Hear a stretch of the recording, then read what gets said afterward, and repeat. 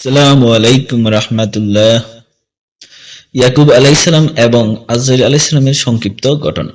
ইয়াকুব আলাইহিসসালামের সাথে আজরাইল আলাইহিসসালামের সাক্ষাৎ হইলে তিনি বলেন, ভাই আজরাইল, আপনার নিকট আমার একটি গুরুত্বপূর্ণ আবেদন।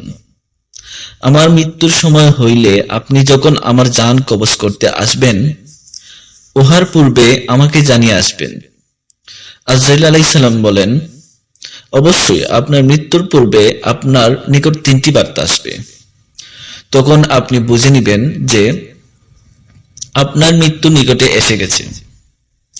কিছুদিন পর হযরত আজরাইল আলাইহিস সালাম আসলেন। হযরত ইয়াকুব আলাইহিস সালাম জিজ্ঞেস করলেন, আপনি কেন এসেছেন? তিনি বলেন, হুজুর, আপনার রূহ কবজ করার জন্য এসেছি। ইয়াকুব আলাইহিস সালাম বলেন, কেন, আপনি আমার সঙ্গে কি মৃত্যুর পূর্বে বার্তা পাঠাবার ওয়াদা করেছিলেন না? কই, কোনো বার্তা তো আসে নাই। আজরাইল আলাইহিস সালাম বলেন, ঠিকই, আপনি 3টি বার্তা পেয়েছেন, আপনি লক্ষ্য করেন নাই।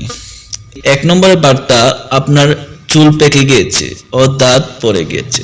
2 নম্বরের বার্তা, আপনার চোখের জ্যোতি কমে গিয়েছে।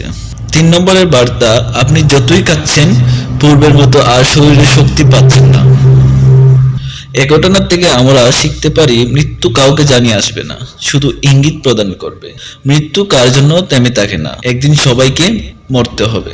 আমাদের একদিন মৃত্যুবরণ করতেই হবে। তাই মরার আগে যেন আমরা সবাই আমল নিয়ে মরতে পারি।